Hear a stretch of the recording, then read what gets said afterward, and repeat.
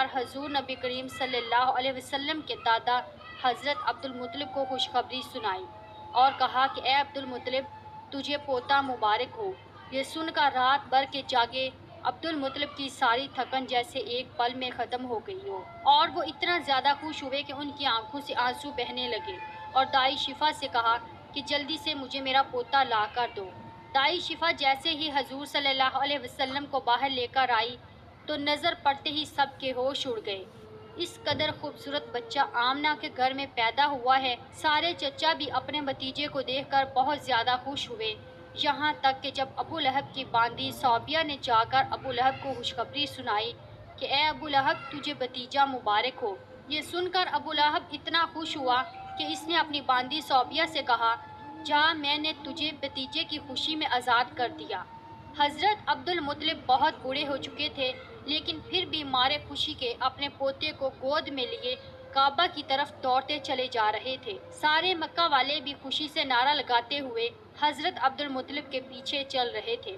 کعبہ کے پاس پہنچ کر عبدالمطلب نے اللہ سے دعا مانگی، اے اللہ، میرے پوتے کو سلامت رکھنا اور اسے زندگی میں بہت بڑا انسان بنانا۔ شاید عبدالمطلب کو یہ نہیں پتا تھا کہ ان کا پوتا تو وہ انسان ہے جس کی خاطر اس دنیا کو بنایا گیا ہے۔ ان کا پوتا اتنا بڑا انسان ہے کہ اللہ نے معراج کے موقع پر زمین سے اٹھا کر 7ویں آسمان پر اپنے سامنے بٹھایا اور اس سے باتیں کی۔ ان کا پوتا وہ انسان ہے جسے مایوس دیکھ کر اور اس کی آنکھوں میں آنسو دیکھ کر آسمان پر تہلکہ مچ جاتا تھا۔ حضرت عبدالمطلب نے کعبے کا غلاف پکڑ کر اپنے پوتے کے لیے دعائیں مانگی اور پھر انہوں نے پوتے کا نام محمد رکھا۔ محمد کا مطلب ہوتا ہے کہ جس انسان کی بہت زیادہ تعریف کی جائے۔ یہ نام سن کر مکہ والے کہنے لگے، اے عبدالمطلب، یہ ایک ایسا عجیب سا نام تم نے اپنے پوتے کا رکھ لیا ہے، ہم نے تو آج تک ایسا نام نہیں سنا۔ تو حضرت عبدالمطلب نے جواب دیا کہ اے مکہ والو، تمہیں کیا پتا کہ میرے اس بچے کی ایک دن ایسی شان ہوگی، لوگ اس کے پیچھے چلیں گے۔ ایک بار حضور اکرم صلی اللہ علیہ وسلم مدینے میں اپنے صحابہ کرام کے ساتھ بیٹھے ہوئے تھے تو حضور کریم صلی اللہ علیہ وسلم کے چچا حضرت عباس نے فرمایا، اے اللہ کے رسول، مجھے بچپن ہی میں معلوم ہو گیا تھا کہ آپ بڑے ہو کر کوئی بہت بڑے انسان بنو گے۔ حضور صلی اللہ علیہ وسلم نے پوچھا، اے چچا جان، آپ کو کیسے پتا؟ تو حضرت عباس رضی اللہ تعالیٰ عنہ نے فرمایا کہ اے اللہ کے رسول، جب آپ 2 مہینے کے تھے تو ایک رات میں نے آپ کو دیکھا کہ آپ چارپائی پر اکیلے لیٹے رو رہے تھے۔ میں نے آپ کو چپ کرانے کی کوشش کی، لیکن آپ نے میری طرف نہیں دیکھا بلکہ اچانک آسمان کی طرف دیکھ کر مسکرانے لگے۔ میں حیران رہ گیا اور پھر میں نے بھی آسمان کی طرف دیکھا تو میری نظر پھٹی کی پھٹی رہ گئی۔ میں نے دیکھا کہ چاند آپ کی انگلی کے اشارے پر ناچ رہا ہے، آپ جدھر انگلی لے جاتے چاند ادھر کو ہو جاتا ہے۔ یہ منظر دیکھ کر میں سمجھ گیا کہ آپ کوئی عام انسان نہیں ہیں۔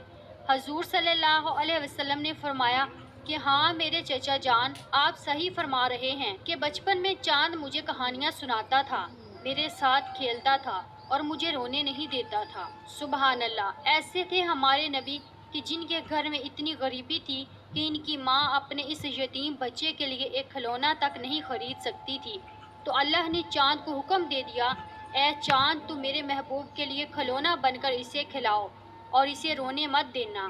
حضور صلی اللہ علیہ وسلم کی جس دن پیدائش ہوئی تو اس دن دنیا میں جتنے بھی بت تھے وہ سب زمین پر اوندے منہ گر پڑے۔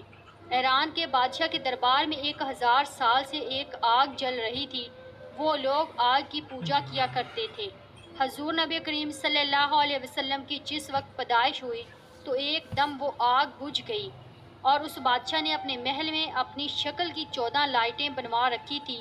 حضور صلی اللہ علیہ وسلم کی پیدائش پر وہ ساری لائٹیں دھڑم سے جا کر زمین پر گریں۔ اگلے دن دوپہر کے وقت ایک یہودی آدمی اپنا کچھ سامان بیچنے کے لیے مکہ آیا ہوا تھا تو اس نے آسمانوں پر دیکھا تو اسے وہ ساری نشانیاں دکھنے لگی جو آخری نبی کے پیدا ہونے کی نشانیاں تھیں۔ اس نے مکہ والوں سے پوچھا کہ آج کسی کے ہاں کوئی بچہ پیدا ہونے والا ہے؟ ان لوگوں نے بتایا کہ ہاں فلاں فلاں عورت کے ہاں لڑکا ہوا ہے۔ اس یہودی نے کہا کہ نہیں، ایسا کوئی بچہ جس کا باپ نہ ہو۔ تو لوگوں نے بتایا کہ ہاں عبدالمطلب کا پوتا پیدا ہوا ہے۔ اس یہودی نے کہا کہ مجھے چل کر دکھاؤ، میں اس بچے کو دیکھنا چاہتا ہوں۔ پھر وہ یہودی حضرت آمنہ رضی اللہ تعالیٰ عنہ کے گھر پہنچا اور حضور صلی اللہ علیہ وسلم کو اپنی گود میں لیا، اور پھر پلٹ کر حضور نبی کریم صلی اللہ علیہ وسلم کی پیٹھ کو دیکھا تو اس کی چیخیں نکل گئیں، کیونکہ حضور نبی کریم صلی اللہ علیہ وسلم کی پیٹھ پر نبوت کی مہر لگی تھی۔ جب اس یہودی نے نبوت کی مہر دیکھی تو وہ روتا ہوا کہنے لگا، ہائے افسوس، آج یہودیوں کے ہاتھ سے نبوت نکل گئی، اب ان کی بربادی بہت قریب ہے۔ ایک آمنہ کا لال، ایک فاطمہ کا لال، نانا بھی بے مثال تو نواسہ بھی بے مثال، سبحان اللہ۔